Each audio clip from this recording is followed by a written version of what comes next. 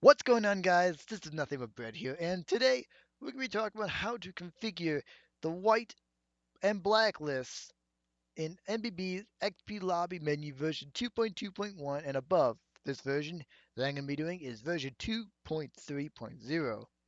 Now, I'm going to be assuming you know how to download the file. The source folder is obviously named, and you simply drag the folder that's in that folder out into your GSC Studio. And Viola, when you open it up in GSC Studio, you get all this. I will assume you know how to do this. Okay, now once you've taken care of the usual, getting the project into your GSC Studio folder and opening it, you'll have all these files. Don't be intimidated. It's a lot of files, but most of them don't have very many things in them.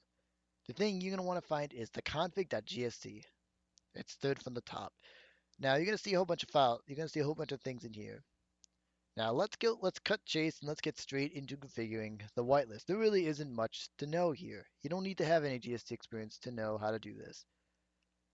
Now you notice right here, this right here config area begins, and you'll notice play that whitelist check you use one. If you see something related to the whitelist check in the configure, you know you're in the whitelist area. This right here is a note on the whitelist which adds the player offline underscore dex, all in capital letters, to the whitelist. Now I don't know if this is the real player or not. It's my offline account's username, which is why it's there, just there as an example.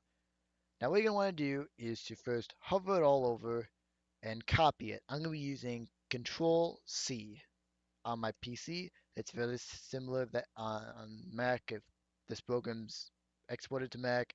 I'm not sure if that is, but anyway, it's that on Mac if it runs on Mac. I'm not sure about that. And you're gonna want to do is then press Control V on your PC and paste it in. Now you're going to want to do is you don't really need all this green text. This is meant for people who aren't watching this tutorial, blah, blah, blah. You don't need all that text. You can have that text, it'll work perfectly fine, but it looks cleaner if you don't. Now, what you're going to want to do is get rid of the text in here. Now you have what I like to call a blank area where you can add people. I'm going to copy this an extra time to show how you can do this. Now, what you put inside these quotation marks is the player name. Say I wanted to add my main account, Nothing But Bread, to the whitelist. So I'm going to first place the name inside these quotation marks. And Viola, I've just added my main account, Nothing But Bread, to the whitelist. Now, if I do now, I'm going to want to fill this in with something. I'm going to say I'm going to add my another account. I lost my VCR1. Now, Viola, I have added both Nothing But Bread and I Lost My VCR1 to the whitelist. Very simple. Copy the function. Let's do it again. Copy the function. Control C. Go put the cursor right next to the bottom bracket on the right side. Press enter. And then press Control V. Done. And then place in another player name. I'm going to, this is a, like, say, I've had a lot of people from the Trap clan in my stuff recently. So, Trap, this. So now with this entry right here, the person trap underscore capital IDS 39 canal is now whitelisted. Now there's another way they do this as well, which is why I didn't upload my other tutorial on how to do this. You can also stack horizontally. And to do this, what you're going to want to do is to first, once you have the first entry in a row, what you're going to want to do is to copy this section right here. Copy everything from player has name, and then in parentheses, the name plus the last parenthesis. All you're going to want to do is press Control C, and then scroll over here, press space, and press Control V. And now what you're going to want to do is to go to the beginning of player, and then press Shift, and then it should be a slanted line slanted towards the right, and then what that should do is generate a line. Do that twice. This right here is the OR function in GSC. And then what I want to do is put in a space. Now, with this function right now, now let's go and now I can actually, I'm going to go and get rid of this entry by doing this. I'm going to copy and paste this guy here. Now, by placing this here and then getting rid of this, the whitelist does exactly the same as it was doing before, except now I put another person line. And by the way, guys, this is an OR function. Now, if you wanted to add additional people, you can add as many people as you want. Hell, you could do this in one single horizontal line, but I typically like to, do 5, 6 players, then go down another line, and then if you want to continue adding players, what you do then is you copy everything from the 2 lines to here, press Control C, press a space, and then paste it in, and just keep doing that and keep adding names, like so. This right here is how you add people to the whitelist.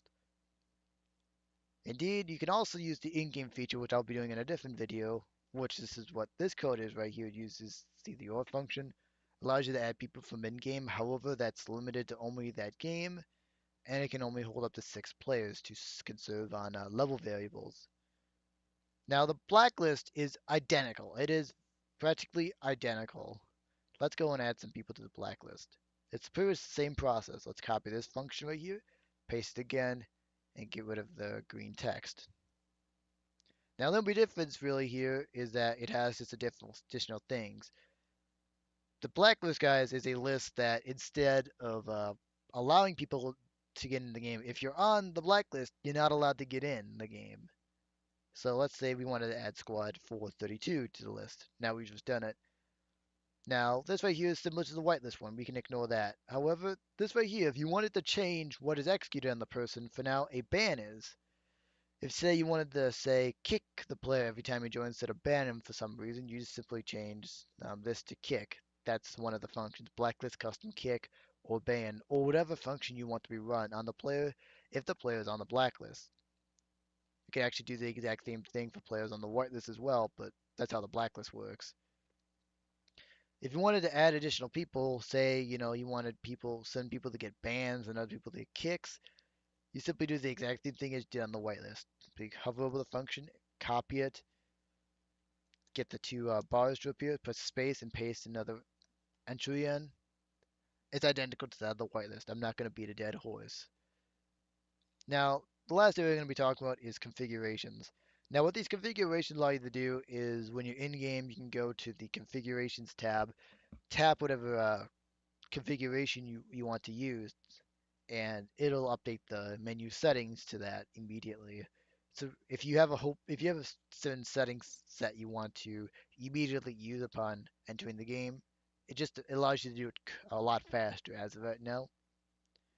Now, in order to find nodes to change, what you want to do is go down here, and you'll find all the level nodes right here. Say you wanted to enable the hmm, let's find something here to change. Say you wanted to enable a whitelist upon the game. This is something I honestly change a lot. I oftentimes have a whitelist enabled upon entering the game. It's actually already here.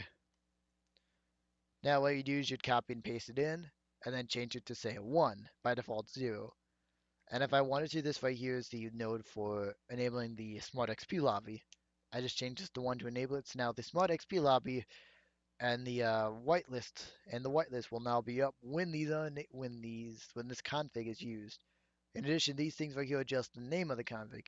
I could say that when I apply this, I'm going to change the text of this option to use this configuration, say to YouTube config, and then I can set the other option names to like awesome stuff. You guys get the point. That's really how you do it. And right over here has the default values for everything. And the advantage for doing this is that you don't have to go into the main. It used to be before you have to go into the main and adjust them yourself, and then you had other issues that came with doing that. This allows you to do it separately, and it allows you to easily revert back to the default mode.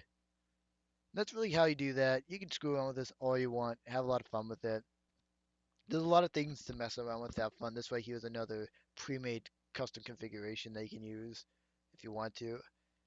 But anyway, that about wraps it for the configuration guide for NBB's XP Lobby mod menu version 2.3, applying to 2.2.1 at this time. So if you guys enjoyed this video, be sure to leave a like, comment, subscribe. You guys know Joe, and I hope to see you guys in another one of my videos soon. Peace out, guys.